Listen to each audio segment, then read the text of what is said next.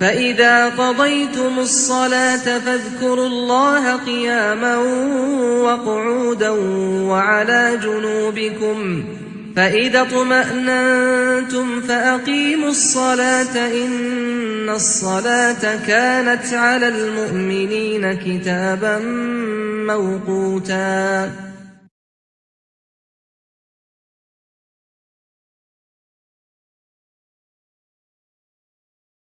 فإذا قضيتم الصلاة فاذكروا الله قياما وقعودا وعلى جنوبكم فإذا اطمأننتم فأقيموا الصلاة إن الصلاة كانت على المؤمنين كتابا موقوتا فإذا قضيتم الصلاة فاذكروا الله قياما وقعودا وعلى جنوبكم فإذا اطمأننتم فأقيموا الصلاة إن الصلاة كانت على المؤمنين كتابا موقوتا فإذا قضيتم الصلاة فاذكروا الله قياما وقعودا وعلى جنوبكم فإذا اطمأننتم فأقيموا الصلاة إن الصلاة كانت على المؤمنين كتابا موقوتا فإذا قضيتم الصلاة فاذكروا الله قياما وقعودا وعلى جنوبكم فإذا اطمأننتم فأقيموا الصلاة إن الصلاة كانت على المؤمنين كتابا موقوتا فإذا قضيتم الصلاة فاذكروا الله قياما وقعودا وعلى جنوبكم فإذا اطمأننتم فأقيموا الصلاة إن الصلاة كانت على المؤمنين كتابا موقوتا فإذا قضيتم الصلاة فاذكروا الله قياما وقعودا وعلى جنوبكم فإذا اطمأننتم فأقيموا الصلاة إن الصلاة كانت على المؤمنين كتابا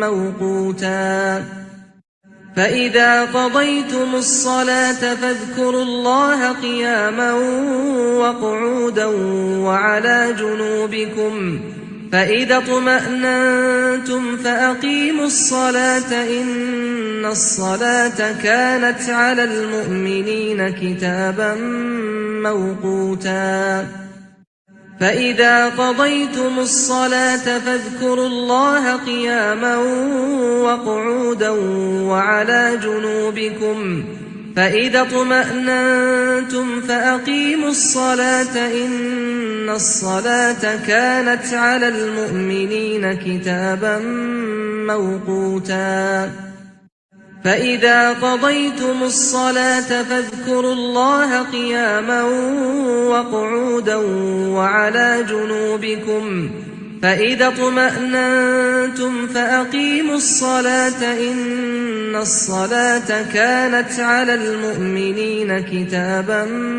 موقوتا فإذا قضيتم الصلاة فاذكروا الله قياما وقعودا وعلى جنوبكم فإذا اطمأننتم فأقيموا الصلاة إن الصلاة كانت على المؤمنين كتابا موقوتا فإذا قضيتم الصلاة فاذكروا الله قياما وقعودا وعلى جنوبكم فإذا اطمأننتم فأقيموا الصلاة إن الصلاة كانت على المؤمنين كتابا موقوتا فإذا قضيتم الصلاة فاذكروا الله قياما وقعودا وعلى جنوبكم فإذا اطمأننتم فأقيموا الصلاة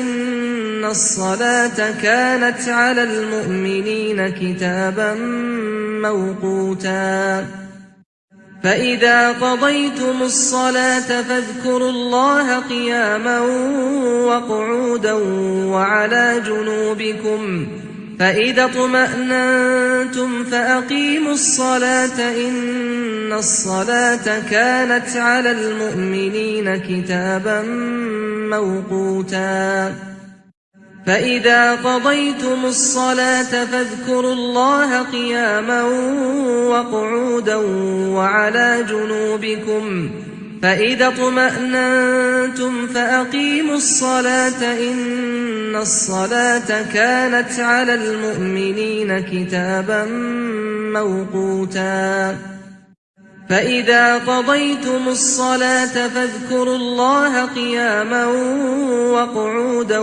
وعلى جنوبكم فإذا اطمأننتم فأقيموا الصلاة إن الصلاة كانت على المؤمنين كتابا موقوتا فإذا قضيتم الصلاة فاذكروا الله قياما وقعودا وعلى جنوبكم فإذا اطمأننتم فأقيموا الصلاة إن الصلاة كانت على المؤمنين كتابا موقوتا فإذا قضيتم الصلاة فاذكروا الله قياما وقعودا وعلى جنوبكم فإذا اطمأننتم فأقيموا الصلاة إن الصلاة كانت على المؤمنين كتابا موقوتا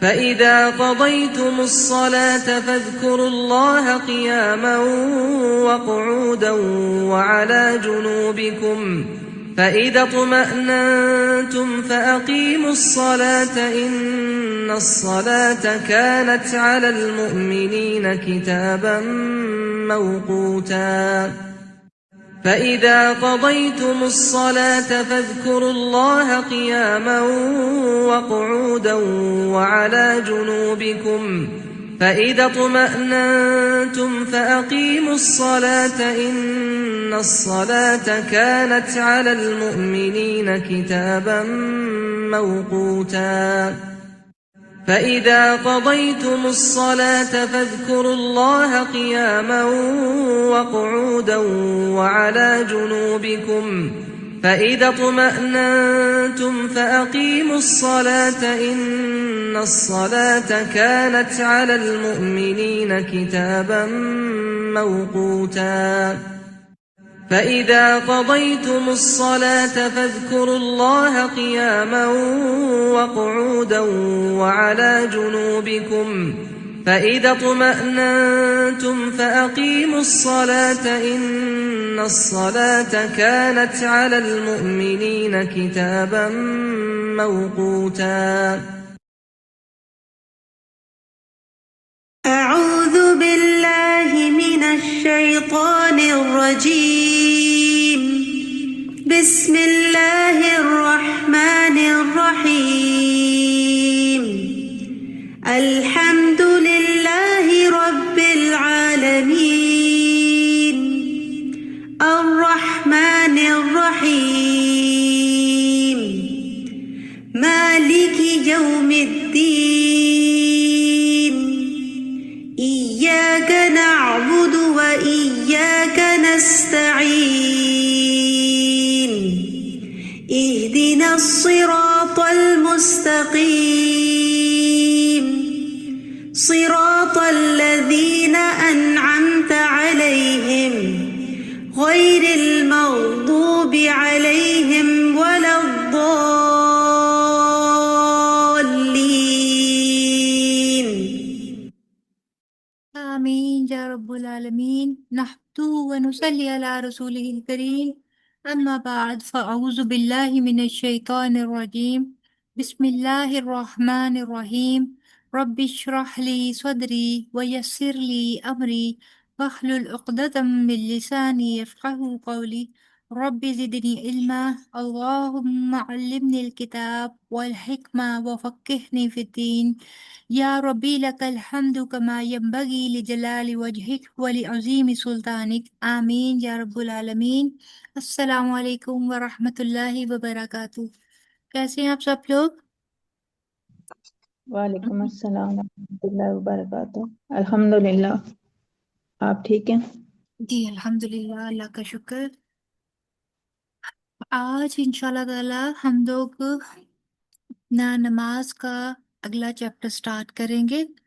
جیسا کہ آپ لوگوں نے شروع میں دیکھا کہ ہم لوگوں نے نماز کے ڈیفرنٹ معنی، نماز کی اہمیت، نماز کی فضیلت، یہ سب کچھ پڑھا، اور اس کے بعد ہم نے باجماعت نماز کی فضیلت کو بھی دیکھا۔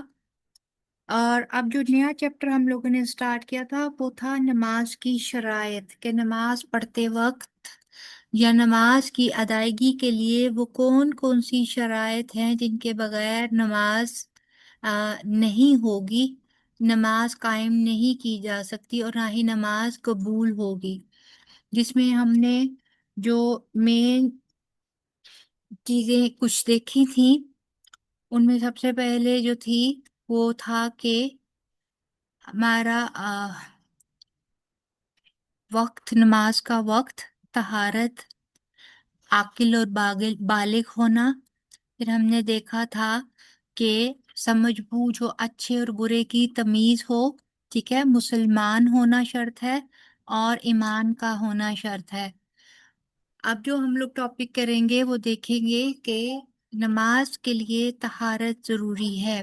اب طہارت کس کس جگہ کی، کہاں کہاں پر طہارت ضروری ہے وہ ہم انشاءاللہ تعالیٰ دیکھیں گے، اور وہ طہارت کس طریقے سے حاصل کی جا سکتی ہے وہ بھی دیکھیں گے، اور پھر کون سی ناپاکی یا کس قسم کی جو حدث ہے، جو ہمارے کوئی نجاست لگ جاتی ہے یا کچھ بھی، اس کو کون سی ناپاکی وضو کے ساتھ اس کو حاصل کیا جا سکتا ہے، اور کون سی ناپاکی کو غسل کر کر دور کیا جانا چاہیے، یہ بھی انشاءاللہ تعالی ہم دیکھیں گے۔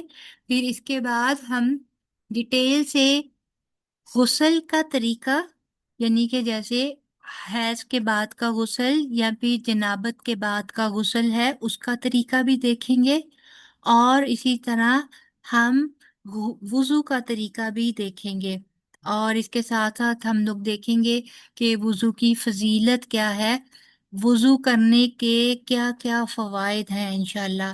اور اس کے بعد یہ دو چیزیں تو ہوں گی جب پانی اویلیبل ہے، جب پانی اویلیبل نہیں ہوگا تو ایسی صورت میں اللہ تعالیٰ نے ہمیں تیمم کی رخصت دے رکھی ہے کہ ہم لوگ پانی نہ ہونے کی صورت میں وضو یا غسل کی بجائے تیمم کر کے پاک مٹی سے ہم اپنا فریضہ نماز ادا کر سکتے ہیں۔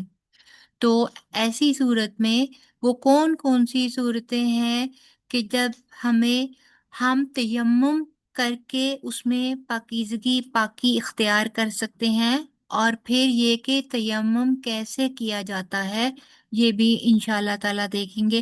اوبویسلی یہ ایک لینتھی ٹاپک ہے، شاید ہمیں اس میں لیکچرز 2-3 ہمیں دن لگ جائیں گے اس کو کور کرنے میں، لیکن انشاءاللہ تعالیٰ العزیز اس کو کور کرنے کے بعد ہم ایٹ لیسٹ یہ جان جائیں گے کہ کن چیزوں کے ذریعے ہم ناپاک ہو جاتے ہیں، کون کون سی چیزیں ہیں جن کے بارے میں ہمیں خیال رکھنا ہے، کیونکہ جب یہ کہا گیا کہ پاکیزگی کے بغیر نماز نہیں ہوتی، تو جانے انجانے میں یا پھر لا علمی کی وجہ سے،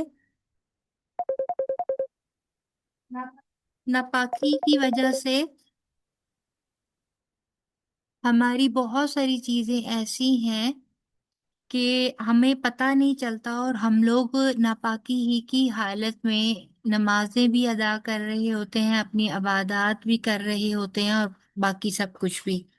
تو انشاءاللہ تعالی اس ٹاپک پہ کے بعد ہم لوگ ایک ایسے مقام پر یا ایک ایسی ایٹ لیسٹ ہمیں اتنا فہم مل جائے گا کہ ہم لوگ سمجھ سکیں کہ طہارت کس طرح حاصل ہوگی. ٹھیک ہے، اللہ کا نام لے کر ہم لوگ شروع کرتے ہیں.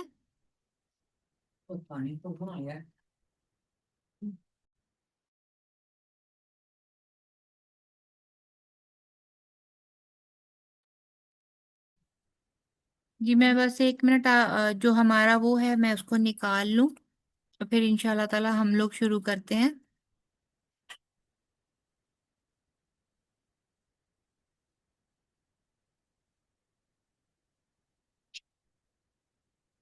جی، جو چوتھی شرط ہے وہ ہے طہارت حاصل کرنا.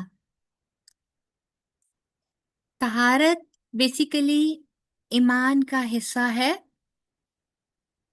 بلکہ یہاں تک کہا گیا ہے کہ پاکیزگی اور طہارت نصف ایمان ہے. یعنی ہمارا ایمان، آدھا ایمان پاکیزگی اور طہارت کے ساتھ مکمل ہو جاتا ہے. جب ہم پاکیزگی کی بات کرتے ہیں نا تو پھر یہ پاکیزگی صرف ظاہری پاکیزگی نہیں ہے. ٹھیک ہے، جسم، کپڑے، لباس، یہ تمام چیزیں حالی پاک ہونا ضروری نہیں ہے، بلکہ اس کے ساتھ ساتھ ہمارے خیالات، ہمارا نفس، ہمارا دل اور ہمارا دماغ، ہماری سوچیں، یہ تمام چیزیں بھی پاک صاف ہونی چاہیے. جب تک ہم ان چیزوں کو میں سے بھی وہ تمام قسم کی نجاستیں نکال کر باہر نہیں کریں گے، ہم اپنی نماز میں اس خشوع کو لے کر نہیں آ سکتے. ٹھیک ہے، اس سلسلے میں حضرت ابو مالک اشعری رضی اللہ عنہ سے روایت ہے کہ رسول اللہ صلی اللہ علیہ وآلہ وسلم نے فرمایا، پاکیزگی نصف ایمان ہے. الحمدللہ ترازو کو بھر دیتا ہے. سبحان اللہ اور الحمدللہ آسمانوں سے زمین تک کی وسعت کو بھر دیتے ہیں. نماز نور ہے، صدقہ دلیل ہے، صبر روشنی ہے، اور قرآن تمہارے حق میں یا تمہارے خلاف حجت ہے. ہر انسان جب دن کا آغاز کرتا ہے تو کچھ اعمال کے عوض اپنا سودا کرتا ہے.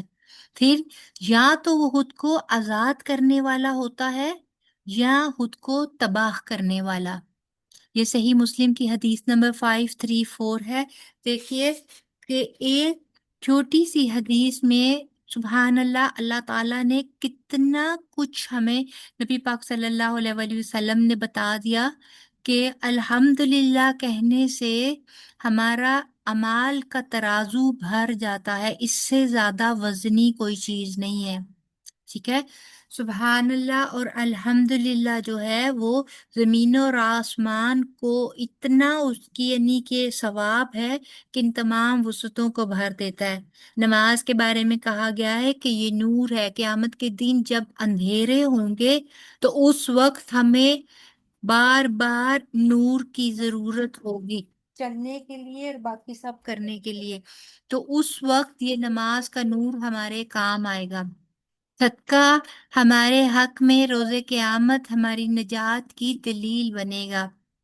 اور صبر اس دنیا میں بھی روشنی کا کام دیتی ہے، ہمیں راہیں سجھاتی ہے، ہمیں اس حکمت کو سکھاتی ہے کہ کس طرح ہم نے اپنے مسائل سے نپٹنا ہے. اسی طرح قرآن پاک کے بارے میں بھی آیا اینڈ سو آن. ٹھیک ہے، تو یہ چھوٹی سی حدیث ہمارے بہت کام کی. اگر ہم اسے یاد کر لیں تو اس میں ایک ایک چیز ہمارے لیے بہت زیادہ بینیفٹ کی ہے. پھر اس کے بعد نماز کے لیے طہارت شرط ہے، اس کے بغیر نماز قبول نہیں ہوتی. میں نے رسول اللہ صلی اللہ علیہ وآلہ وسلم سے سنا کہ آپ نے فرمایا، نماز پاکیزگی کے بغیر قبول نہیں ہوتی اور صدقہ ناجائز طریقے سے حاصل کیے ہوئے مال سے قبول نہیں ہوتا. ٹھیک ہے، تو جب تک ہم پاک اور صاف نہیں ہو جاتے ہماری کوئی عبادت قبول نہیں ہوتی، خاص کر نماز۔ ٹھیک ہے، یہ صحیح مسلم کی حدیث نمبر 535 ہے۔ اسی طرح حضرت ابو ہریرہ رضی اللہ عنہ سے روایت ہے کہ رسول اللہ صلی اللہ علیہ وآلہ وسلم نے فرمایا، تم میں سے جب کوئی بے وضو ہو جائے تو اس کی نماز قبول نہیں ہوتی یہاں تک کہ وہ وضو کرے۔ یعنی طہارت اوور آل کہ لباس بھی پاک ہو، اس طرح بھی ہم لوگوں کو، یعنی کہ باقی بھی ہم لوگوں نے طہارت حاصل کی ہو، لیکن نماز سے پہلے وضو بھی شرط ہے، وضو لازم کرنا ہے۔ صحیح مسلم کی یہ حدیث نمبر 537 ہے۔ اسی طرح نماز کے لیے کپڑے، بدن اور جگہ کا پاک ہونا ضروری ہے۔ حضرت عبداللہ بن عباس رضی اللہ عنہما سے روایت کہتے ہیں کہ ایک مرتبہ رسول اللہ صلی اللہ علیہ وآلہ وسلم 2 قبروں پر سے گزرے تو آپ صلی اللہ علیہ وآلہ وسلم نے فرمایا، ان دونوں قبر والوں کو عذاب دیا جا رہا ہے اور کسی بڑے گناہ پر نہیں۔ ایک تو ان میں سے پیشاب سے احتیاط نہیں کرتا تھا، یعنی کہ اس کی چھینٹوں سے نہیں بچتا تھا، اور دوسرا چغل خوری کیا کرتا تھا۔ صحیح بخاری کی 218 ہے۔ آج دیکھیں، آج بہت زیادہ میرے مشاہدے میں یہ چیز آئی ہے کہ مرد حضرات اس چیز کا بالکل بھی، بچے لڑکے خاص طور پر، کہ کھڑے کھڑے پیشاب کر لینا، اور پھر اس کے بعد استنجا وغیرہ کی بھی بالکل بھی وہ احتیاط نہیں رکھتے کہ کرنا چاہیے، الا یہ کہ کسی کو بچپن سے ہی آپ نے اس طرح ٹرینڈ کیا ہو اپنے بچوں کو۔ اکثر مرد حضرات اس طرح کرتے ہیں۔ اس کے علاوہ بھی بہت ساری جگہ گھر کے اندر بہت سارے واش رومز ایسے ہیں کہ جن کی بناوٹ کچھ اس طرح کی ہے کہ پیشاب کی چھینٹیں جو ہیں اگر پڑ جائیں تو ہم لوگ دانستہ یا نادانستہ مطلب یہ چیز کا احتیاط نہیں رکھتے کہ باہر نکلنے سے پہلے اچھی طرح سے واش آؤٹ کیا جائے اور اپنے آپ کو پاک صاف کر کر نکلا جائے۔ اسی طرح ارشاد باری تعالیٰ ہے کہ اپنے کپڑے پاک رکھو اور میل کچیل دور کرو۔ یہ المدثر کی آیت نمبر 4 اور 5 ہے۔ لہٰذا ایسی جگہوں پر بیٹھیں جہاں سے جسم اور لباس پر پیشاب کی چھینٹیں نہ پڑیں، یعنی کہ اگر out side the bath room, wash room, کہیں باہر کہیں ہوتا ہی ہے سم ٹائم، اگر آپ کہیں دور دراز گئے ہوئے ہیں اور آپ کے پاس باقاعدہ طور پر کوئی واش روم نہیں ہے تو بھی اس طریقے سے بیٹھیں اور اس طریقے سے فارغ ہوں کہ ہمارے کپڑے اور لباس جو ہے وہ پیشاب سے محفوظ رہیں۔ اسی طرح اللہ تعالیٰ ارشاد فرماتے ہیں، اور ہم نے ابراہیم اور اسماعیل سے عہد لیا کہ میرے گھر کو طواف کرنے والوں اور اعتکاف کرنے والوں اور رکوع کرنے والوں اور سجدہ کرنے والوں کے لیے پاک رکھو۔ یہ البقرہ 125۔ دیکھیں، سجدہ، طواف، اعتکاف، یہ تمام کی تمام چیزیں، رکوع وغیرہ، یہ تمام عبادات کی اقسام ہے، ڈفرینٹ قسم کی عبادات ہیں۔ تو ان تمام عبادات کے لیے انہوں نے کیا کہا کہ پاک صاف رکھنا ہے، اپنی جگہ کو بھی پاک صاف رکھنا ہے۔ میرے گھر کو کہا تو بیت اللہ سب سے پہلے، پھر مساجد، اور مساجد کے بعد وہ تمام جگہیں ہمارے گھروں میں جہاں ہم لوگ نماز ادا کرتے ہیں۔ اسی طرح الحج میں آیت نمبر 26 میں بھی آیا ہے کہ اور میرے گھر کو طواف کرنے والوں اور قیام کرنے والوں اور رکوع و سجود کرنے والوں کے لیے پاک رکھ۔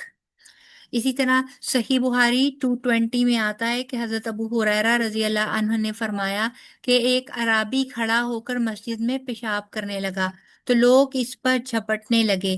یہ دیکھ کر رسول اللہ صلی اللہ علیہ وآلہ وسلم نے لوگوں سے فرمایا کہ اسے چھوڑ دو اور اس کے پیشاب پر پانی کا بھرا ہوا ڈول یا کچھ کم بھرا ہوا ڈول بہا دو، اور پھر فرمایا کیونکہ تم نرمی کے لیے بھیجے گئے ہو، سختی کے لیے نہیں۔ اب یہاں پہ 2 باتیں ہیں ہمارے سمجھنے کی۔ ایک تو یہ کہ اگر کسی جگہ پر اس طرح کی کوئی نجاست گر جاتی ہے تو پانی کے ذریعے اس کو پاک یا صاف کیا جا سکتا ہے، ٹھیک ہے، نمبر 1 چیز۔ اب نبی پاک صلی اللہ علیہ وآلہ وسلم کے زمانے میں وہ پختہ فرش نہیں تھے، یعنی کہ سالڈ فلور نہیں تھے، وہاں مٹی کے یا پھر کنکریوں کے ساتھ بنائے ہوئے فرش تھے۔ تو اس میں کیا ہوتا تھا کہ جب بھی کوئی چیز ایسی گرتی تھی تو اس کے اوپر پانی بہا دیا جاتا تھا، اور کیونکہ پانی بہانے سے جو پہلے سے گری نجاست یعنی پیشاب یا کوئی بھی ایسی چیز وہ جذب ہو کر پانی زیر زمین نیچے چلی جاتی ہے، تو اوپر کی زمین جو ہے وہ صاف پانی کے ساتھ پاک ہو جاتی ہے۔ ٹھیک ہے، اسی طرح آج ہمارے لیے زیادہ آسانی ہے کیونکہ ہمارے سالڈ فلورز ہیں، ٹائلز ہیں اور سب کچھ ہے، تو اس کے اوپر بھی پانی کے ساتھ اگر اس کو صاف کر لیا جائے گا، پانی بہا کر اگر اس کو وائپ آف کر لیا جائے گا تو اس سے وہ پاک ہو جاتی ہے۔ دوسری چیز یہ کہ اگر کوئی ناسمجھی میں یا کم علمی کی وجہ سے کوئی ایسی حرکت کر دیتا ہے جو خلاف شریعت ہے، تو اس میں بجائے اس کے کہ لعن طعن کیا جائے، بجائے اس کے کہ اس کو برا بھلا کہہ کر اس کو دین سے دور کیا جائے، اس کو شریعت کی بات بتا کر اس کو اچھے طریقے سے اس کی اصلاح کر کر بگڑے ہوئے کام میں خود کنٹریبیوٹ کر کے اس کو سنوار لیا جائے۔ ٹھیک ہے، پریکٹیکلی کر کر دکھا دیا جائے کہ اگر ایسا کوئی کام ہوا ہے جو کہ نہیں ہونا چاہیے تھا تو اس کو اس طریقے سے ٹھیک کیا جا سکتا ہے۔ کیونکہ دیکھیں، غصہ کرنے سے آپ کیا کریں گے کہ آپ ان کے دل میں دین کے لیے ایک سختی کا امیج دیتے ہیں، جس کی وجہ سے بہت یہ چیز چانس رہتا ہے کہ دوسرا بندہ بالکل ہی دین کو ایک اپنے خلاف ایک سخت اسٹرکٹ چیز سمجھتے ہوئے مزید دین سے دور ہو جائے۔ لیکن اس کی جگہ اگر آپ ان کے سامنے پریکٹیکلی یہ کام کرتے ہوئے اس چیز کی اصلاح کر دیتے ہیں تو یہ نہ صرف ایک عملی تربیت ہوگی بلکہ ان کے لیے بھی آپ کے اس نرم رویے سے وہ دین سے قربت اختیار کریں گے۔ ٹھیک ہے، پھر شیرخوار بچے کا اگر پیشاب کپڑوں پر، جیسے کہ آج کل کی مائیں، ہوتا ہے بہت جگہ پہ یہ بھی ہوتا ہے کہ مائیں جو ہے وہ یہ کہہ کر نمازیں نہیں پڑھتی، جن کے بہت چھوٹے بچے ہیں گود والے، کہ ہمیں نہیں پتا ہمارے کپڑے پاک ہیں یا ناپاک ہیں تو ہم لوگ اس وجہ سے نماز نہیں پڑھتے، اب بار بار تو نہایا نہیں جاتا، بار بار تو کپڑے نہیں چینج کیے جاتے۔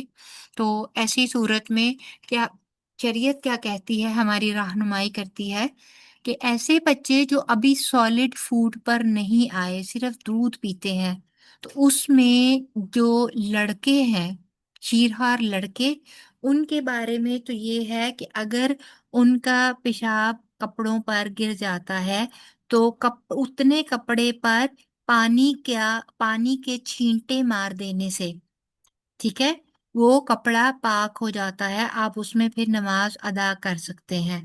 لیکن اگر لڑکی کا پیشاب گر گیا ہے تو ایسی صورت میں اتنا حصہ، جتنے حصے پہ پیشاب گرا ہے، اس کو پانی سے دھو لینا چاہیے اور پھر اس میں نماز ادا کی جا سکتی ہے۔ ٹھیک ہے، اب لڑکے اور لڑکی کا ڈیفرنس کیوں ہے؟ اس میں ڈیفرنٹ قسم کی رائے ہے، جس میں امام ابن تیمیہ اور امام ابن قیم جو ہیں وہ جو دلائل پیش کرتے ہیں وہ یہ ہیں کہ کیونکہ حضرت ایک تو یہ کہ سب سے بڑی بات کہ نبی پاک صلی اللہ علیہ وآلہ وسلم نے ایسا ہی کر کے دکھایا، اور انہوں نے یہی فرمایا نبی پاک صلی اللہ علیہ وسلم نے کہ اگر شیرخوار لڑکا ہے تو پانی کے چھینٹے انہوں نے مارے اور ایسا پریکٹیکلی کر کے دکھایا۔ ٹھیک ہے، اور حضرت علی کی طرف سے ایک روایت آتی ہے، تو اس میں انہوں نے یہ حضرت علی کا قول ہے کہ وہ کہتے ہیں کہ اگر لڑکی ہو تو اس کو دھویا جائے گا۔ تو امام ابن قیم اور تیمیہ جو ہیں وہ دونوں اسکالرس ہیں، بہت نامی گرامی اسکالرس ہیں، وہ یہ کہتے ہیں کیونکہ حضرت آدم کی پیدائش مٹی اور پانی سے ہوئی تھی، لہٰذا لڑکا جو ہے ان کا پیشاب جو مٹی اور پانی سے ہے تو اس میں نجاست یا وہ ایلیمنٹ نہیں ہے۔ ٹھیک ہے، تو اس کے اندر اس طرح کی ناپاک رطوبتیں اور اس طرح کی چیزیں نہیں ہیں، لہٰذا اس کو صرف چھینٹا مار دینا بھی کافی ہے، لیکن جو لڑکی ہے وہ کیونکہ حضرت آدم کی پسلی سے اما حوا پیدا ہوئی تھی، تو وہ گوشت اور خون سے اس کی پیدائش ہوئی ہے، لہذا اس کے خون، اس کے پیشاب میں بہت سارے ایسے مادے اور رطوبتیں ہیں جن کی وجہ سے اس کو دھونا لازم ہے۔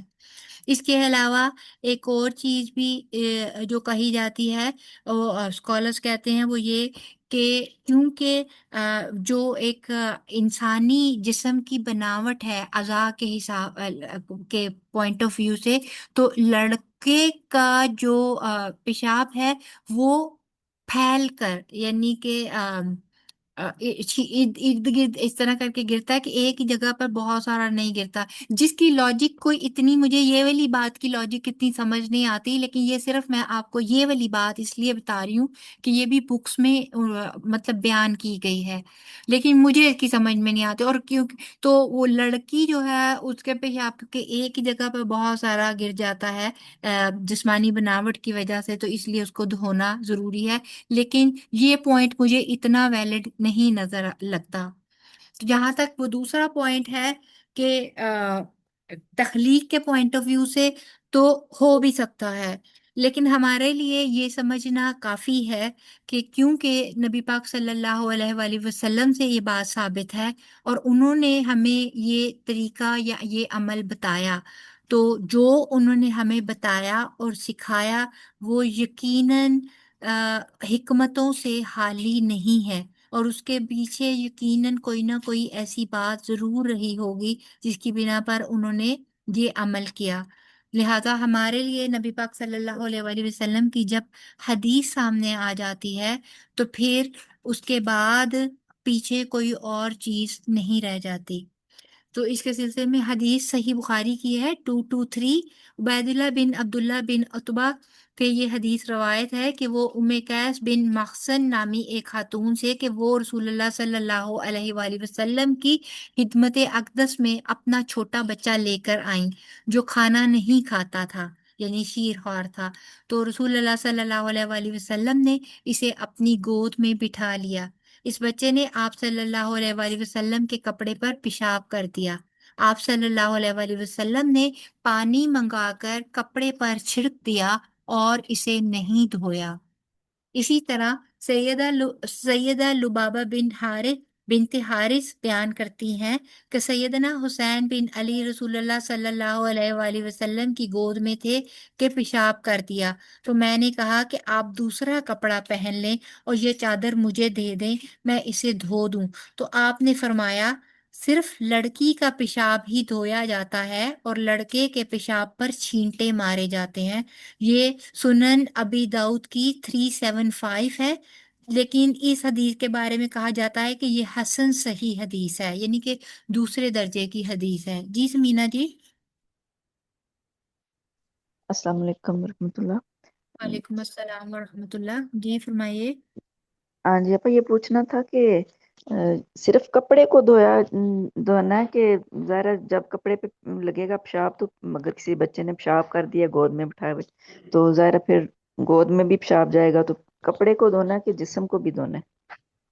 لیکن لڑکی کے سلسلے میں وہی چیز جو آپ کے کپڑے کے اوپر اپلائی کرتی ہے، وہ کہتے ہیں نا جوس کو لے کر کل پر اپلائی کر لیا جاتا ہے، تو اگر جیسے لڑکی کا ہے تو آبویسلی آپ اتنے جسم کے پارٹ کو بھی دھو لیں گے، اور اگر لڑکے کا ہے تو جس طرح اس کو اپنے چھینٹے مار کے صاف کیا، اسی طرح آپ بدن پر بھی چھینٹا مار لیں گے، ٹھیک ہے۔ جی ٹھیک ہو، اوبیسلی یہ جزاک نبی پاک صلی اللہ علیہ وآلہ وسلم کے عمل سے ثابت ہے، اور ہم یہ دین میں جہاں جہاں ہمیں جو بھی طریقے بتائے گئے ہیں، یہ دین کو ہمارے لیے آسان کیا گیا ہے۔ دیکھیں اب ایک ماں جو ہے اوبیسلی آپ میں سے ہر کوئی اسٹیج میں سے آلموسٹ گزرا ہوا ہے، آپ لوگوں نے بچے پالے ہیں، تو ایسی صورت میں بچہ دن میں کئی دفعہ، پہلے زمانے میں تو پیمپرز نہیں تھے نا، آج پیمپرز ہیں اور آج بھی پیمپرز بھی لیک کر جاتے ہیں نا، تو اس سلسلے میں آپ ہر سیکنڈ بعد جا کے نہ تو شاور لے سکتے ہیں، نہ ہی بار بار کر کے آپ وہ چیزیں باقی کام کر سکتے ہیں۔ تو ایسی صورت میں اگر دین نے ہمارے لیے آسانیاں کی ہیں تو ان آسانیوں کو لینا چاہیے، زندگی کو آسان کرتے ہوئے اگر دین پر عمل کریں گے تو دین میں فرائض کو ادا کرنا بھی اتنا ہی آسان لگے گا ہمیں، بجائے اس کے کہ آپ نماز چھوڑ دیں، نماز قضا کر دیں، نماز لیٹ کر دیں۔ اس سے بہتر ہے کہ آپ اس آسانی کو اپنائیں اور اپنا فرض بوقت ادا کریں، ٹھیک ہے نا؟ جی، اسی طرح حیض آلود کپڑے کا کیا حکم ہے؟ یعنی کہ اگر آپ، اب ہمارے ہاں کیا عموماً کانسیپٹ ہے کہ جب پیریڈز آئیں گے تو اس وقت ہم کیا کرتے ہیں کہ جو کپڑے سارے کے سارے پہنے ہوئے تھے وہ سارے کپڑے بھی اتار کر دھونے ہیں، جو ٹاول استعمال کریں گے وہ ٹاول بھی دھویا جائے گا، پھر اس کے بعد ہم لوگ نے اگر کیا کہتے ہیں اس کو اور بھی کوئی چیز استعمال ہوئی ہے، بیڈ شیٹس وغیرہ ہیں تو ان کو بھی ہم چینج کرنے کی کوشش کرتے ہیں، ایکسیکٹرا ایکسیکٹرا، یہ سب کچھ کرتے ہیں۔ لیکن اگر ہم احادیث کو پڑھیں، اگر ہم ڈیپ ڈاؤن شریعت کو پڑھیں گے تو ہمیں پتہ چلتا ہے کہ ایسا کچھ بھی نہیں ہے، ہمیں ایسا کچھ بھی کرنے کی ضرورت نہیں ہے جب تک کہ خون کا داغ ہمارے کپڑے کو نہیں لگ جاتا، اور پھر خون کا داغ کپڑے کے جس حصے پر لگے صرف اس حصے کو دھو لینا بھی کافی ہو جاتا ہے، سارے کپڑے کو دھونا یا بدلنا ضروری نہیں ہے۔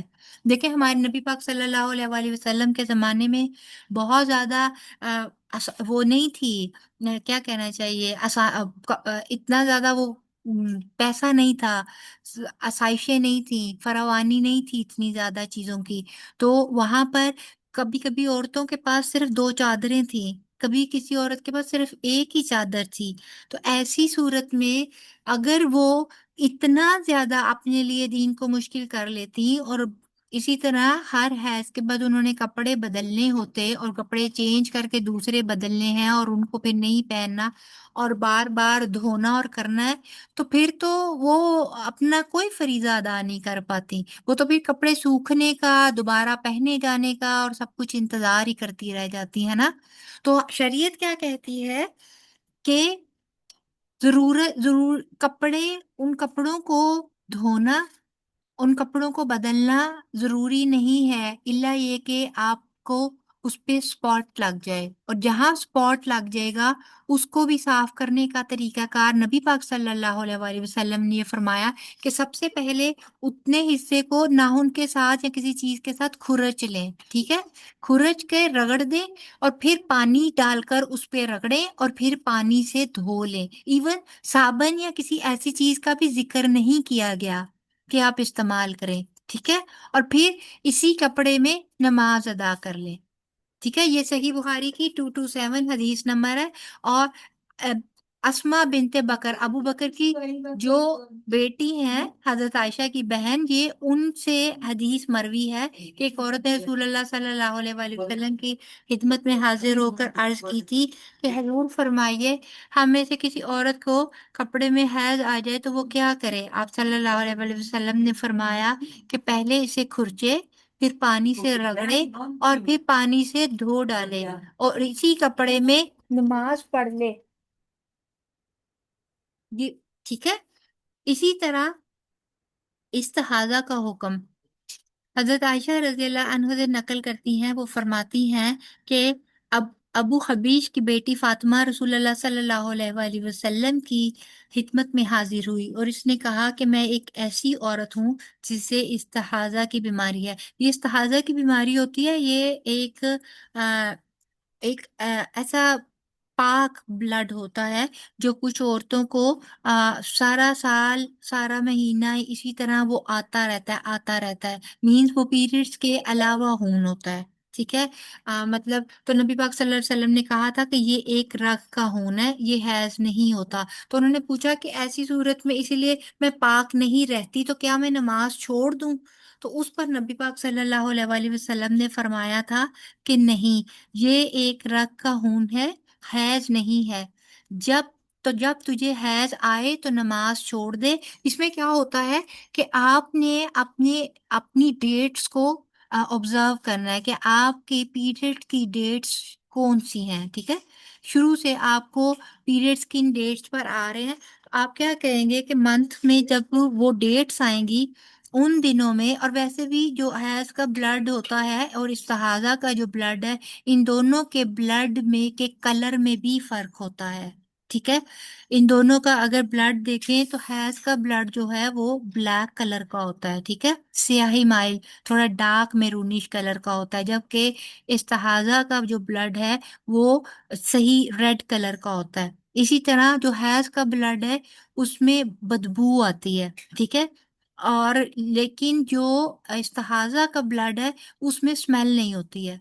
اسی طرح جو استحاضہ کا بلڈ ہے وہ پتلا ہوتا ہے، ٹھیک ہے، تھن ہوتا ہے، جبکہ حیض کا بلڈ جو ہوتا ہے وہ تھک ہوتا ہے کلوٹس کی صورت میں، یا پھر اس کی تھکنس اس کی زیادہ وہ اتنا لیکوڈ ہی نہیں ہوتا، ٹھیک ہے؟ تو یہ کچھ چیزیں ایسی ہوتی ہیں جن کو آپ آبزرو کر کے آپ کو پتہ چل جاتا ہے کہ اب یہ حیض کا خون آ رہا ہے یا پھر یہ استحاضہ کا خون ہے۔ تو جب حیض کا خون آئے تو پھر نماز کو چھوڑ دیا جائے، اور جب یہ دن گزر جائیں تو اپنے بدن اور کپڑے سے خون کو دھو ڈال، پھر نماز پڑھ۔ اور حیام کہتے ہیں کہ میرے باپ عروہ نے کہا کہ رسول اللہ صلی اللہ علیہ وآلہ وسلم نے یہ بھی فرمایا کہ پھر ہر نماز کے لیے وضو کر، یہاں تک کہ وہی حیض کا وقت پھر آ جائے۔ یہ صحیح بخاری کی 228 ہے۔ استحاضہ میں کیا ہوتا ہے کہ آپ کو کیا کرنا ہوتا ہے کہ ہر نماز کے وقت آپ تازہ استنجا کریں گے، ٹھیک ہے؟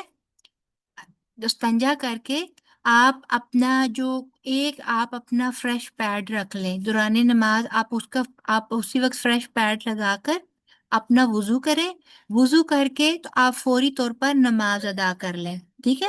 اینڈ دین اگین جب آپ کی نیکسٹ نماز کا وقت آئے پھر آپ فریش استنجا کریں، فریش وضو کریں اور پھر نماز ادا کریں۔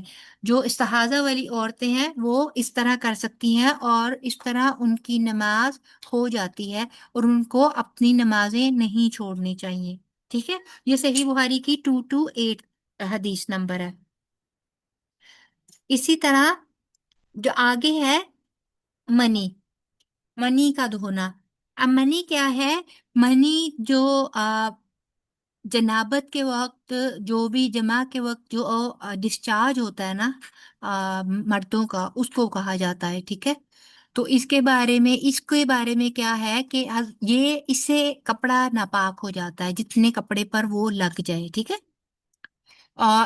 تو اس سلسلے میں حضرت عائشہ رضی اللہ عنہ سے روایت ہے کہ آپ فرماتی ہیں رسول کریم صلی اللہ علیہ وآلہ وسلم کے کپڑے سے جنابت کو دھوتی تھی، پھر وہ اس کو پہن کر آپ صلی اللہ علیہ وآلہ وسلم نماز کے لیے تشریف لے جاتے، اور پانی کے دھبے آپ صلی اللہ علیہ وآلہ وسلم کے کپڑے میں ہوتے تھے، یعنی کہ وہ اگر انٹرکورس کے وقت اگر ان کو کوئی بھی ایسا ڈسچارج لگا ہوتا تھا وہ کپڑے سے دھو دیتی تھی، اور اسی طرح گیلا گیلا کپڑا، کیونکہ نہیں ہوتے تھے اتنے کپڑے ان کے پاس، تو وہ اسی طرح گیلے کپڑے کے ساتھ ہی جبکہ ان کے اوپر پانی کا دھبا ہوتا تھا تو وہ نماز ادا کرنے چلے جاتے تھے۔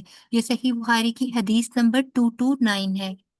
اسی طرح نجاست آلود جوتے کا حکم، یعنی کہ ایسے جوتے جن پر کوئی گندگی لگی ہوئی ہے، ان کے بارے میں کیا حکم ہے؟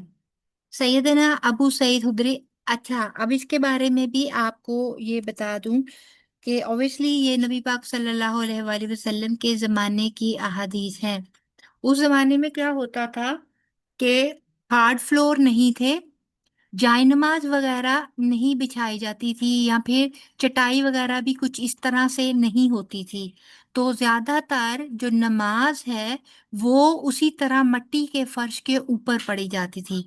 تو ایسے میں جو جوتے پہنے ہوتے تھے صحابہ کرام نے، اور اوبیسلی آپ کو پتا ہے کہ سعودی عرب، مکہ مدینہ یہ ریگستانی ٹائپ کے علاقے تھے اس وقت بھی، اب تو کنسٹرکشن ہے تو ہمیں وہ چیزیں اتنا نظر نہیں آتی، لیکن اگر آپ مکہ سے مدینہ کی طرف ٹریول کریں تو رستے میں آپ کو نظر آتا ہے کہ ایکچول میں یہ علاقے صحرائی علاقے تھے، اور اس طرح سارا، تو گرمی کی بھی شدت تھی، تو حالی فرش پر، مٹی کے فرش پر یا پھر کنکریاں بچھے ہوئے فرش پر جوتے اتار کر نماز پڑھنا شدت کی گرمی میں پاسبل نہیں تھا۔ ٹھیک ہے، تو ایسے میں کیا تھا کہ حکم یہ تھا کہ اگر جوتوں کے نیچے گندگی نہیں لگی ہوئی تو جوتوں سمیت نماز پڑھی جا سکتی ہے۔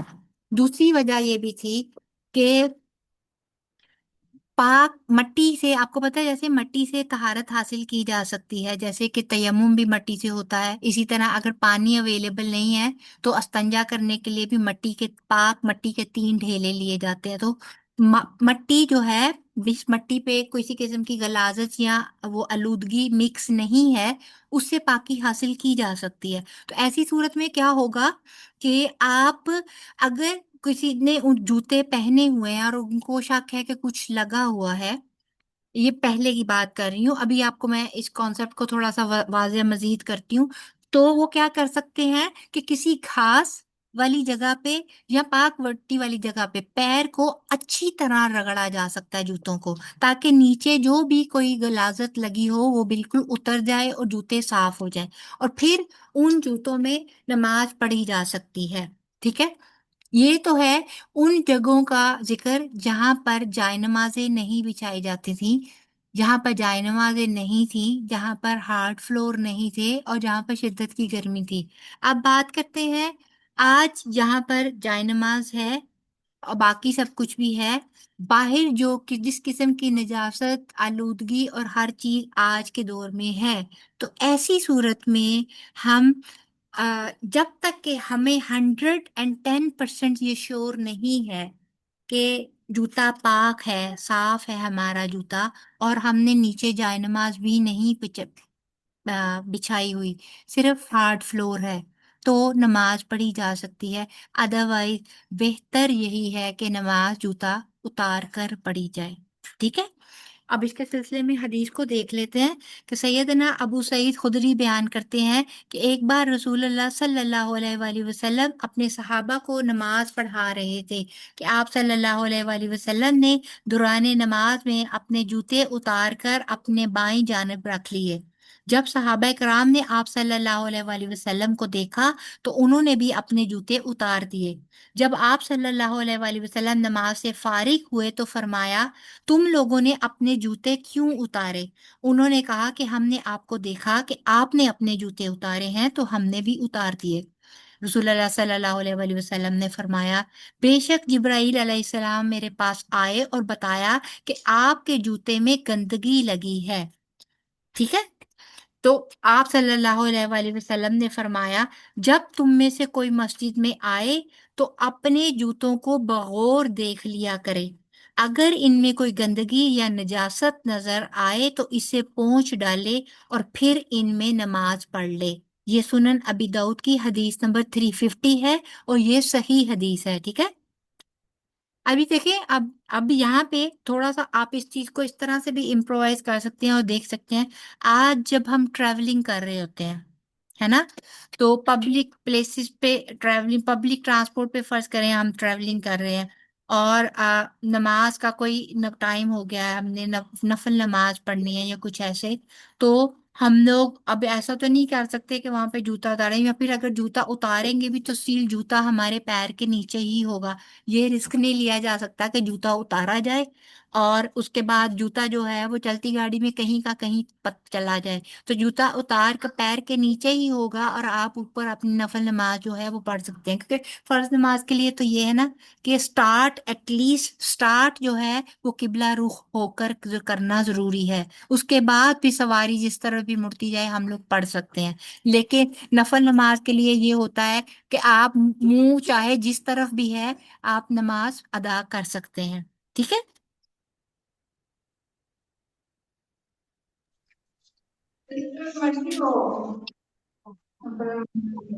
ٹھیک ہے، اب ہم دیکھیں گے کہ طہارت کیسے حاصل کی جائے اور کس چیز سے حاصل کی جائے۔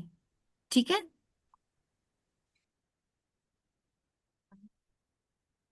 طہارت کس چیز سے حاصل کی جائے؟ سب سے پہلے تو جی پاک پانی سے، اور اس کا کیا ہے کہ سورہ انفال کی آیت نمبر 11 میں اللہ تعالیٰ فرماتے ہیں، اور تم پر آسمان سے پانی اتارا تاکہ اس سے تمہیں پاک کر دے۔ اور شیطان کی نجاست تم سے دور کر دے. ٹھیک ہے.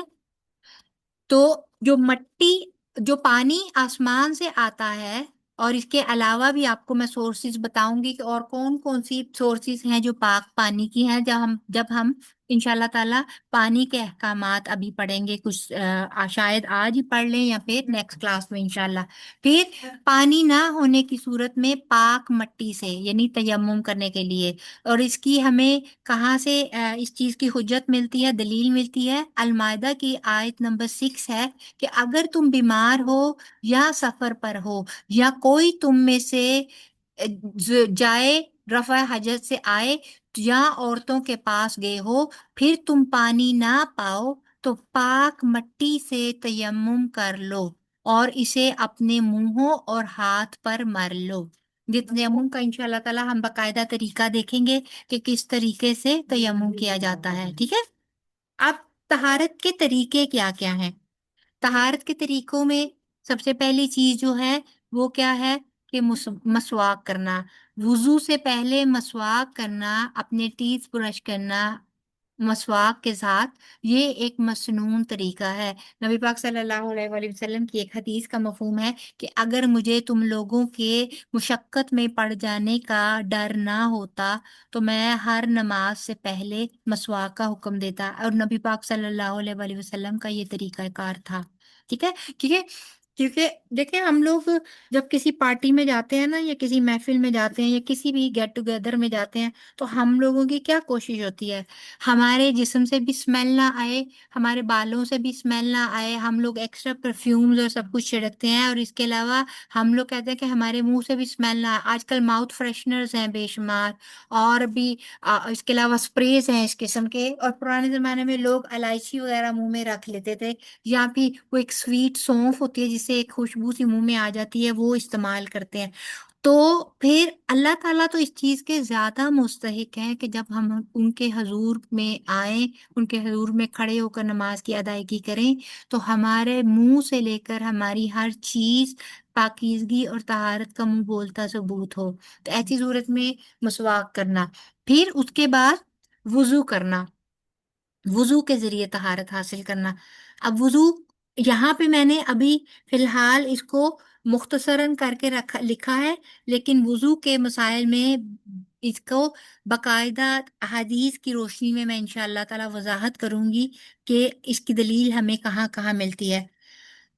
پیشاب کرنے کے بعد، پخانہ کرنے کے بعد، مزی کا نکلنا. یہ مزی جو ہے یہ مردوں کی ایک بیماری آپ نہیں کہہ سکتے کہ یہ اس طرح کی ہوتی ہے کہ جوش کی وجہ سے ایک ڈسچارج ہو جانا جس میں شہوت کا کوئی عنصر نہیں پایا جاتا. ٹھیک ہے. تو یہ مردوں میں ہوتی ہے، اور اس سے جو ڈسچارج نکلتا ہے اس سلسلے میں یہ ہوتا ہے کہ استنجا کرنا اور پھر وضو کرنا، اس سے وضو ٹوٹ جاتا ہے، وہ اس کے لیے وضو دوبارہ کرنا پڑتا ہے. ٹھیک ہے. اسی طرح بغیر کپڑے کے شرمگاہ کو چھونا. ٹھیک ہے. اور ہوا کا خارج ہونا، گہری نیند سو جانا، یا پھر اونٹ کا گوشت کھانا. اسی طرح ابھی میں نے جیسے آپ کو بتایا کہ اگر استحاضہ کا مرض ہے تو ایسی صورت میں بھی ہر نماز کے لیے وضو. ٹھیک ہے. اسی طرح غسل کب کب ہوگا، کب کب طہارت کے لیے ہمیں غسل کی ضرورت ہوگی؟ جماع کے بعد یعنی انٹرکورس، میاں بیوی کا جو تعلق ہے. پھر احتلام یعنی ویٹ ڈریمز، رات کو سوتے میں جب آپ کے ذریعے احتلام ہو جاتا ہے اس میں. پھر حیض اور نفاس، حیض وہی پیریڈ، اور نفاس یعنی کہ بچے کی ڈلیوری کے بعد جو بلڈ آتا ہے اس سے پاکی کے لیے. اینڈ دین قبول اسلام کے وقت اور موت کے وقت. ٹھیک ہے. یہ وہ پوائنٹس ہیں جہاں پر طہارت غسل کے ذریعے حاصل کی جائے گی، صرف وضو سے کام نہیں چلے گا. پھر اس سے آگے ہم لوگ دیکھتے ہیں پانی کے احکام. سب سے پہلے تو یہ کہ پانی پاک ہے اور پاک کرنے والا ہے. یہ نبی پاک صلی اللہ علیہ وآلہ وسلم نے بھی فرمایا، اور جیسے کہ آپ نے سورہ انفال کی آیہ نمبر 11 دیکھا تو اس میں بھی انہوں نے کہا کہ پاک پانی ہے اور پاک کرنے کے لیے. جی سمینا جی.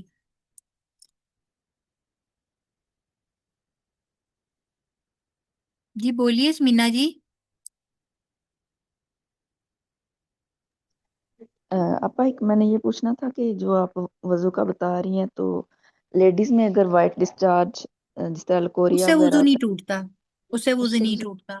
जी, क्योंकि अगर देखा जाए तो मैंने बुक्स में जहाँ पे पढ़ा है वो जरा, तो उन्होंने ये कहा कि अगर इस तरह से हो तो फिर अ, हमारे यानी कि कल्चर में ऑलमोस्ट 90% औरतों को, मेरा ख्याल है, या 80% औरतों को ये प्रॉब्लम है। ऐसा ही है ना? तो उसमें जी अगर उसमें बार बार वुजू टूटने लगे तो वो तो फिर हम लोग हर वक्त वुजू ही करते रहेंगे।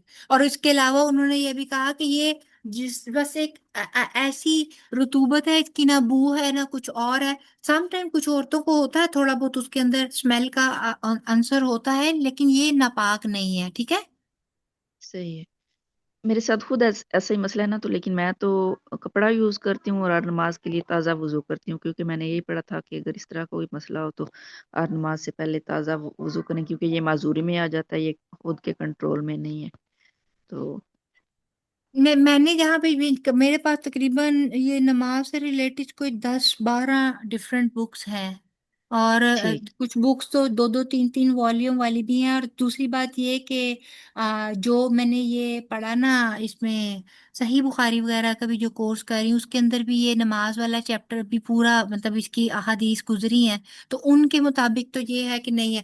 लेकिन अगर आप अपने दिल की तसल्ली की खातिर आप मतलब फ्रेश वुजू करती हैं, और फ्रेश वुजू तो वैसे भी जो वुजू होने के बावजूद भी नया वुजू हर नमाज के लिए बनाता है, उसकी फजीलत तो बहुत ज्यादा है। उसके आगे जी आगे आप वुजू के उसमें आप पढ़ेंगे इंशाल्लाह ताला, उसके लिए अल्लाह जी ताला ने कितना इनाम और इकराम रखा हुआ है। सही है, ठीक है। वो तो बहुत बहुत शुक्रिया। अच्छी बात है, लेकिन शरीयत की रूह से जरूरी नहीं है, ठीक है, लाजिम नहीं है। ठीक हो गया, सही है। ठीक है। जज़ाकल्लाह है। वही है कि जी, पानी पाक है और पाक करने वाला है। बहता हुआ पानी, कम हो या ज्यादा, और खड़ा पानी, अगर इसका रंग, बू और जायका नहीं बदला तो वो पाक है।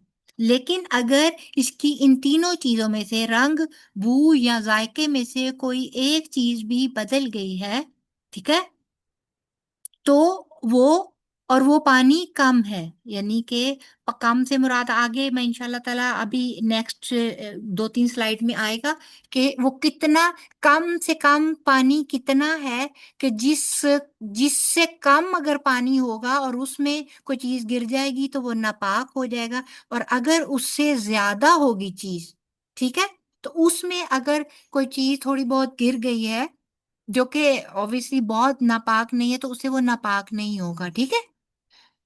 तो इसी तरह सैयदना अबू हुरैरा रजी अल्लाह अन्हु कहते हैं कि एक शख्स ने अल्लाह के रसूल सल्लल्लाहु अलैहि वसल्लम ने सवाल किया कि ए अल्लाह के रसूल, हम समंदर में सफर करते हैं और अपने साथ पीने के लिए थोड़ा पानी ले जाते हैं। अगर हम इससे वुजू करने लगे तो प्यासे रह जाएं, तो क्या हम समुंदर के पानी से वुजू कर लिया करें? तो रसूल अल्लाह सल्लल्लाहु अलैहि वसल्लम ने फरमाया कि समुंदर का पानी पाक और इसका मुर्दार हलाल है, यानी मछली या सी फूड जितना भी है, ऑलमोस्ट जो सी फूड है सारा वो हलाल है, शार्क वगैरह के अलावा, क्योंकि वो उसमें आ जाते हैं ना, क्या कहना चाहिए, वो मतलब वो ब्लड वाला जो भी, वो खूनहार टाइप का जो भी जानवर होगा, जो भी, तो वो नहीं होता वो, यानी कि हलाल नहीं रहता। सुनन अबी दाऊद की 83 की ये हदीस नंबर है, ठीक है। पाक पानी की सूरतें कौन कौन सी हैं? सबसे पहले कुएं का पानी, ठीक है। कुएं के पानी में अगर कुछ गिर भी जाता है, कोई नापाक चीज, तो कुएं का पानी नापाक नहीं होता, ये याद रखिएगा, ठीक है। ट्यूबवेल का पानी और हैंड पंप का पानी, ये पानी पाक है। इसी तरह सोतों सोतों पता है ना, वो छोटे छोटे छोटे छोटे जो झरने से होते हैं, वो चश्मे, दरिया और समुंदर का पानी। फिर बारिश, ओलों और बर्फ वगैरह का पानी, ठीक है। आपको पता है ना, अभी वो एक था कि वो उसमें एक हदीस का ही कोई मफहूम है कि उसमें कहा कि बारिश का पानी जो है उसको जमा करके तो फिर उसको वो अगर इस्तेमाल किया जाए तो वो मतलब वो सेहत के लिए बहुत अच्छा होता है। تو اسی طرح ندی نالوں اور سیلاب کا پانی، ٹھیک ہے، پھر سیلاب کا پانی اس وجہ سے کیونکہ سیلاب اوبیسلی دریا اور سمندر ہی اوور فلو ہو کر آتے ہیں آبادیوں میں، ہے نا۔ اسی طرح اگر جو چشمے ہیں یا اوپر سے گلیشیئر پگھلتے ہیں تو وہیں سے یہ اوور فلو ہو کر ان میدانی علاقوں میں سیلاب کی صورت میں یہ پانی آیا ہوتا ہے۔ لہٰذا یہ پانی الا یہ کہ یہ بہت دیر تک کھڑا رہے، اور پھر یہ کہ اس میں گٹروں کے اور یہ وہ پانی جو ہے وہ بھی شامل ہو جائیں، تو پھر ایک ڈفرنٹ کیس سیناریو ہو جاتا ہے، ٹھیک ہے۔ اسی طرح کھڑا پانی جس میں پاک چیز گرنے سے رنگ یا بو بدل جائے، جیسے کہ آٹے والا پانی وغیرہ، یعنی کہ اگر آٹے والا جو آٹا کسی چیز کے آپ نے پانی کے ساتھ آٹا گوندا، اور آٹا آپ ویسے آپ لوگ اگر ہم لوگ آٹا گوندتے ہیں تو وہ جس کو ہم کہتے ہیں کہ آٹے نیڈ کرنا، وہ کہتے ہیں کہ اس کو کیا کہتے ہیں، مکیاں دینا، اردو میں شاید اس کو یہی کہتے ہیں، اور انگلش میں کہتے ہیں نیڈنگ کرنا آٹے کی۔ تو اس کے لیے ہم لوگ بار بار وہ پانی کے باٹے میں اپنی وہ مٹھی کو ڈبوتے ہیں، بار بار آٹے میں لے کے جاتے ہیں اور اس کو نیڈ کرتے ہیں۔ تو ایسی صورت میں وہ جو پانی ہوتا ہے جس کا تھوڑا سا obviously اس کا رنگ بدل جاتا ہے آٹے کی وجہ سے، وہ سفیدی مائل ہو جاتا ہے، اور اگر ہمارے پاس صرف وہی پانی باقی بچا ہے اور نماز کا وقت گزرا جا رہا ہے اور ہمارے پاس کوئی اور پانی کی اس وقت سورس موجود نہیں ہے اور ہمیں وضو کرنے کی ضرورت ہے، تو ایسی صورت میں وہ پانی مستعمل ہے، یعنی کہ قابل استعمال ہے، پاک ہے، اور اس سے وضو کیا جا سکتا ہے، ٹھیک ہے۔ اسی طرح بلی کا جھوٹا پانی یہ بھی پاک ہوتا ہے، ٹھیک ہے۔ اس کی دلیل ہمیں کہاں سے ملتی ہے؟ سنن ابن ماجہ کی حدیث نمبر 398 ہے۔ حضرت کبشہ بنت قعب جو حضرت ابو قتادہ کے ایک بیٹے کی بیوی تھی، ان سے روایت ہے انہوں نے ابو قتادہ کے لیے برتن میں پانی ڈال کر رکھا تاکہ وہ وضو کر لیں، اتنے میں ایک بلی آ کر اسے پینے لگی۔ حضرت ابو قتادہ نے بھر کر برتن جھکا دیا تاکہ وہ آسانی سے پانی پی لے۔ کبشہ نے فرمایا میں ان کی طرف تعجب سے دیکھنے لگی تو انہوں نے فرمایا میری بھتیجی کیا تمہیں تعجب ہو رہا ہے؟ رسول اللہ صلی اللہ علیہ وآلہ وسلم نے فرمایا یہ ناپاک نہیں ہے، یہ تو ہر وقت گھروں میں آتی جاتی رہتی ہیں، ٹھیک ہے۔ یہ ان کو کہتے ہیں متطفین، یعنی کہ طواف کرنے والی، منڈلاتی رہنے والی، گھر میں آتی جانے والی۔ لیکن اس چیز کا اطلاق ان کتوں پر نہیں ہوتا جو گھروں میں پالے جاتے ہیں، ٹھیک ہے، کیونکہ کتا تو ویسے بھی گھر میں رکھنا منع ہے، اور کتا جو گھر کسی فارم کی کسی چیز کی رکھوالی کے لیے رکھا گیا ہے تو اس کو بھی گھر کی حدود سے باہر رکھنے کا حکم ہے۔ لہٰذا اگر کتا کسی چیز کو منہ مار جائے گا تو وہ برتن بھی پلیت ہو جاتا ہے اور وہ چیز بھی پلیت ہو جاتی ہے، لیکن بلی کا جھوٹا جو ہے وہ پلیت نہیں ہوتا، اس سے وضو وغیرہ کیا جا سکتا ہے۔ ہاں اس طرح اگر آپ کی طبیعت اس بات پہ آمادہ نہیں ہے، پانی کی فراوانی ہے، پانی کی قلت نہیں ہے، کیونکہ آپ کو پتہ ہے کہ مکہ اور مدینہ میں اس زمانے میں پورے عرب میں پانی کی کس قدر قلت تھی، اور ان کے لیے واحد جو پانی کی سورس تھی وہ بارشوں کا پانی تھا، یا پھر کہیں کوئی اگر کنواں تھا تو وہ تھا۔ تو ایسی صورت میں گھروں میں جمع شدہ پانی اگر اس طرح وہ اتنی بات پر یا اس طرح سے ضائع کرنے لگتے تو ان کے لیے بہت زیادہ دشواری اور مشکل ہو جاتی، ٹھیک ہے۔ پھر اسی طرح زیادہ پانی میں جب نجاست گر جائے اور اس کے رنگ، بو اور ذائقہ میں سے کوئی وصف تبدیل کر دے تو پانی ناپاک ہو جائے گا، ٹھیک ہے۔ اب کیا ہے کہ ناپاک پانی کی صورتیں کون کون سی ہیں؟ تھوڑے پانی میں جب نجاست گر جائے، ٹھیک ہے جناب، یعنی کہ کوئی بھی چیز، یعنی کہ ایسی کوئی بھی ناپاک چیز اگر تھوڑے پانی میں گر جائے، جیسے پیشاب کے چھینٹے پڑ جائیں، جیسے کہ اگر کسی جانور کی کوئی بیٹ یا کچھ بھی ایسی چیز گر جاتی ہے، اور بہت ساری چیزیں ہیں، بچے کا غلطی سے بچے کا پیمپر گر جائے، اینڈ سو آن، کافی ساری چیزیں ہو سکتی ہیں آپ کے ارد گرد۔ تو جناب ابو جناب عبیداللہ بن عبداللہ بن عمر کہتے ہیں کہ مجھ سے میرے والد نے بیان کیا کہ رسول اللہ صلی اللہ علیہ وآلہ وسلم نے فرمایا، پانی 2 مٹکوں کے برابر ہو تو ناپاک نہیں ہوتا۔ اب یہ 2 مٹکے کتنے ہوتے ہیں؟ موجودہ حساب سے دیکھا جائے تو 5 من پانی، یعنی کہ 27 کلو گرام پانی۔ 27 کلو پانی، آپ خود سوچیں کہ 27 کلو پانی آپ نے اگر ایک جگہ پر جمع کر کر رکھا ہوا ہے اور اس میں کوئی چیز گر گئی ہے اور آپ کسی ایسی دور دراز جگہ پر رہتے ہیں جہاں سے پانی لانا ایک جان جوخم کا کام ہے، تو ایسی صورت میں شریعت نے ایک اسپیسیفک آپ کے لیے وہ رکھ دیا کرائٹیریا کہ اگر اتنا پانی ہے یا اس سے زیادہ ہے تو اس میں اگر کوئی تھوڑی بہت چیز گر جاتی ہے تو وہ ناپاک نہیں ہوگا۔ اور یہ سنن نبی داؤد کی حدیث نمبر 65 ہے۔ اگر اس سے کم پانی میں نجاست گر جائے گی، یعنی کہ 5 من سے اگر کم پانی ہے تو وہ ناپاک ہو جائے گا اور ناقابل استعمال ہوگا۔ ٹھیک ہے جی، پھر آگے کسی برتن میں اگر کتا پانی پی لے تو وہ بھی ناپاک ہو جائے گا۔ حضرت ابو ہریرہ سے روایت ہے کہ رسول اللہ صلی اللہ علیہ وآلہ وسلم نے فرمایا، جب تم میں سے کسی کے برتن میں کتا پانی پی لے تو اسے چاہیے کہ اس برتن کو 7 بار دھوئے۔ اور کچھ احادیث میں یہ بھی آتا ہے، وہ بھی صحیح احادیث ہے، کہ 7 بار پانی سے دھوئے اور پھر 8ویں بار مٹی سے دھوئے، مٹی سے صاف کرے۔ بیکاز مٹی سے کیوں؟ مٹی اینٹی سیپٹک ہے، اور کہا جاتا ہے کہ کتے کی زبان سے اس قسم کی اور اس کے منہ سے اس قسم کی رطوبتیں نکلتی ہیں کہ جن کو ایسے جراثیم ہیں جن کو صرف اور صرف مٹی ہی سے کل کیا جا سکتا ہے، پانی ان جراثیم کو مارنے کے لیے کافی نہیں ہے۔ ٹھیک ہے، دیکھیں آج سائنس ہر چیز کو پروف کر رہی ہے۔ نبی پاک صلی اللہ علیہ وآلہ وسلم نے 1400 سال پہلے ہمیں یہ سارے طریقے سکھا دیے۔ ابن ماجہ کی یہ حدیث نمبر 395 ہے۔ اسی طرح ٹھہرے ہوئے پانی میں پیشاب کرنے اور غسل جنابت کرنے کی ممانت کی گئی ہے۔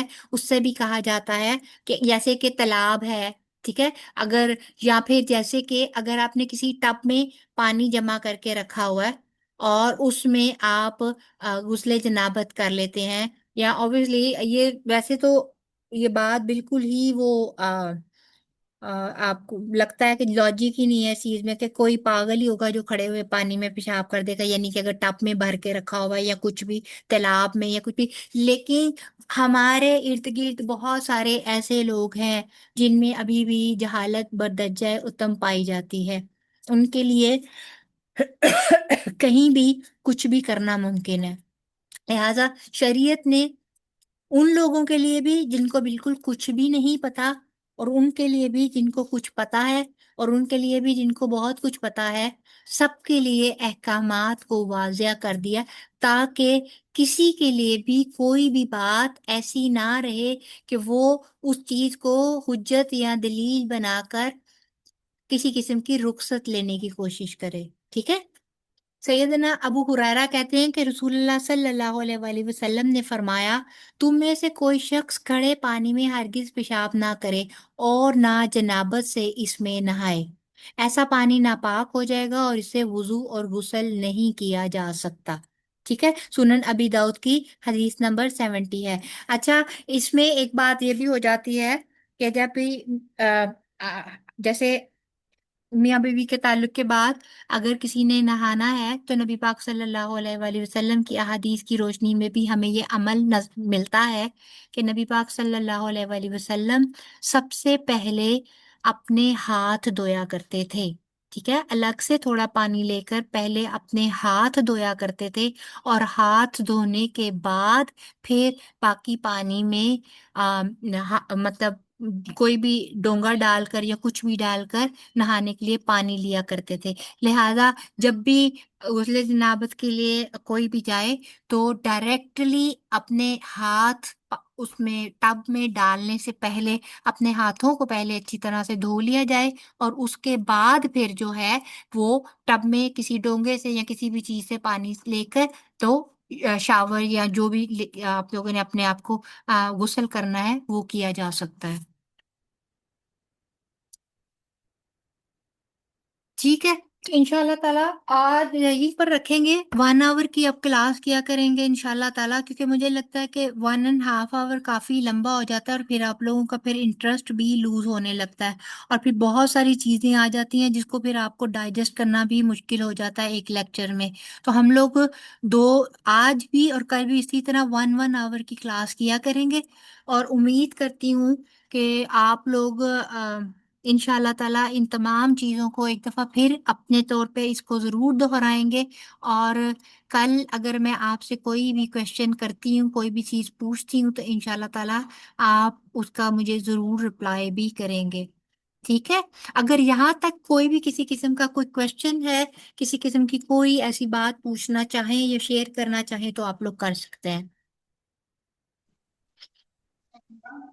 دیکھیے یہ پانی کے احکامات، یہ ساری چیزیں، طہارت، یہ رفع حاجت کے احکامات، یہ سب چیزیں جو ہیں یہ پاکیزگی اور یہ ہماری نماز کے ساتھ ڈائریکٹ اور انڈائریکٹ جڑی ہوئی ہیں، لہٰذا ان چیزوں کو کلیئر کرنا ہمارے لیے بہت زیادہ ضروری ہے، تاکہ جانے انجانے میں ہم ناپاکی میں ہی اپنی نمازوں کو نہ ادا کرتے جائیں، اور ایسا نہ ہو کہ ہم مشقت بھی کریں اور پھر ہماری نمازیں مقبول بھی نہ ہوں۔ جی نادیہ یا خیرالنساء، آپ کچھ کہنا چاہ رہے ہیں؟ جی باجی، میں یہ ٹوائلٹ میں نا ٹیشو کے بارے میں پوچھنا چاہتی ہوں۔ ہمارے اپنے ادھر پاکستان میں تو ایسا نہیں تھا، لیکن یہاں پہ سم ٹائم ہم بیٹھ جائیں، کہیں ٹوائلٹ یوز کریں، لائبریری میں ایون کہیں بھی، تو اس کے بارے میں آپ کیا کہتی ہیں؟ دیکھیے ٹیشو سم ہاؤ نیبل بدل ہے مٹی کا، جیسے کہ مٹی کہا گیا نا پاک مٹی کے ساتھ کریں، لیکن جو اسکالرز ہیں وہ یہ کہتے ہیں کہ جیسے دیکھیے ٹوائلٹ کے اندر پانی کا شاید نہیں ہوگا، اب تو ہے وہاں بھی ویسٹ میں بھی کافی زیادہ ہو گیا ہے کہ وہ جو مسلم شاورز ہوتے ہیں وہ ہو گئے ہیں اور دوسرے قسم کے بھی ہیں، لیکن اگر کہیں نہیں بھی ہے تو ایٹ لیسٹ وہ ٹوائلٹ سے باہر کے ایریا میں کافی سارے یعنی کہ وہ لگے ہوتے ہیں بیسن وغیرہ، تو آپ ایسا کریں کہ آپ اندر سے ٹیشو پیپر لے کر تھوڑا سا اس کو جیسے چھوٹا سا پیڈ سا بنا کے اس کو ہلکا سا ویٹ کر لیں، ٹھیک ہے؟ تو پہلے آپ نارمل ٹیشو سے صاف کر کے پھر اس ویٹ ٹیشو کے ساتھ تھوڑا صاف کر لیں، تو ان شاء اللہ تعالیٰ آپ کی طہارت ہو جائے گی، ٹھیک ہے نا؟ آپ کو پھر نماز چھوڑنے کی ضرورت نہیں ہے۔ جی ٹھیک ہے، شکریہ۔ اور دوسرا یہ کہ جیسے ابھی باجی سمینا نے بھی آپ سے پوچھا ہے یہ لیکوریا کے بارے میں، جی تو یہ میں چاہتی ہوں کہ تھوڑا سا آپ اس کے بارے میں ذرا تفصیل سے بتائیں کہ سم ٹائم خود ہی ویٹ نماز کے دوران ہی وضو کرنے کے بعد فوراً ہی ایسا فیل ہونے لگتا ہے کہ ناپاکی ہمیں فیل ہونے لگتی ہے، اس سے تو کوئی اس کا فرق نہیں مطلب ہے کہ پڑتا، وہ ناپاک نہیں ہے، لکوریا کا ڈسچارج ناپاکی میں نہیں آتا، ٹھیک ہے؟ پہلے تو یہ بات اپنے دماغ میں رکھیں کہ لکوریا اچھا کا چلے ڈسچارج ٹھیک ہے۔ ناپاکی میں نہیں آتا، ٹھیک ہے؟ یہ ایک معذوری میں ضرور ہے، لیکن یہ ویسے ہمیں اوبیسلی کراہت آتی ہے یا وہ تھوڑا سا ان ایزی فیل ہوتا ہے، لیکن یہ ناپاک نہیں ہے، ٹھیک ہے؟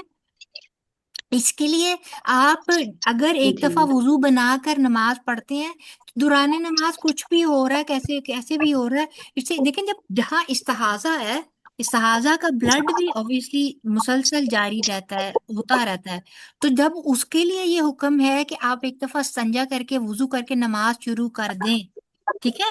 اور نماز پھر ختم کر دیں، اور اگلی نماز کا پھر آپ یعنی کہ اگلی نماز پہ پھر دوبارہ استنجا اور وضو کر دیں، تو لکوریا تو اس کے مقابلے میں کچھ بھی نہیں ہے، ٹھیک ہے؟ جی ٹھیک ہے، جی تو یہ شکریہ۔ ناپاک نہیں ہے، یہ ناپاکی میں نہیں آتا۔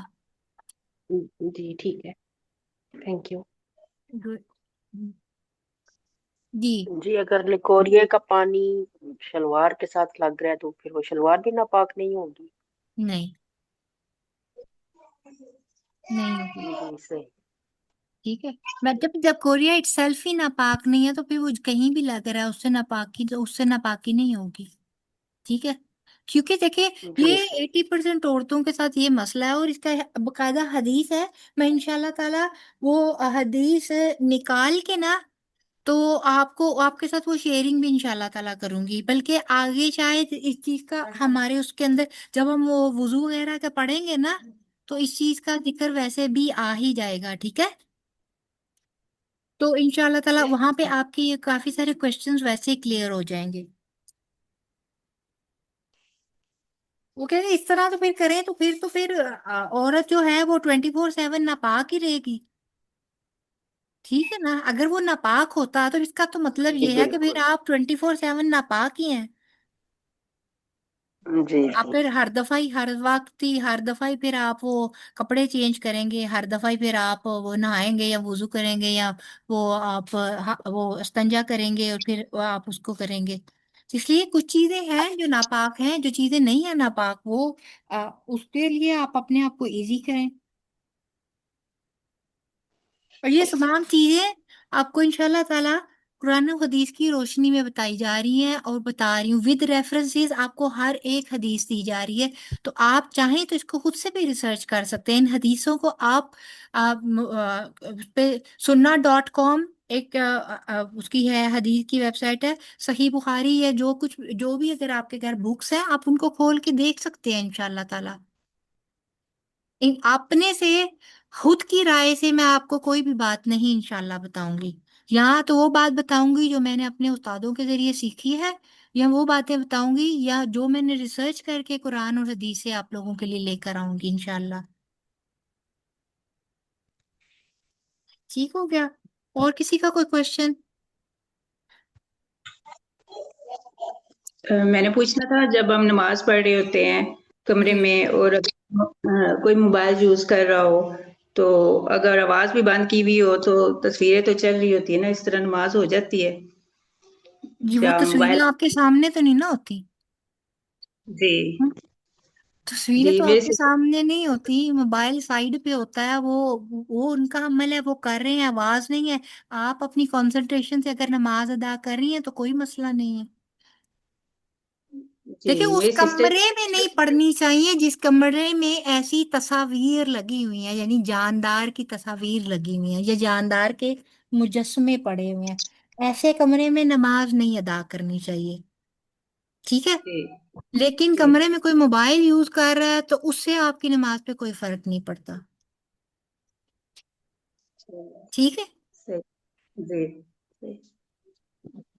चलिए ठीक है, अगर किसी का और कोई क्वेश्चन नहीं है तो फिर आज की क्लास को यहीं पर एंड करते हैं। इंशाल्लाह ताला कल फिर 9 बजे इससे आगे इंशाल्लाह ताला हम लोग करेंगे रफ़ा हाजत के अहकाम व आदाब, और फिर आगे मजीद पढ़ेंगे इसको इंशाल्लाह।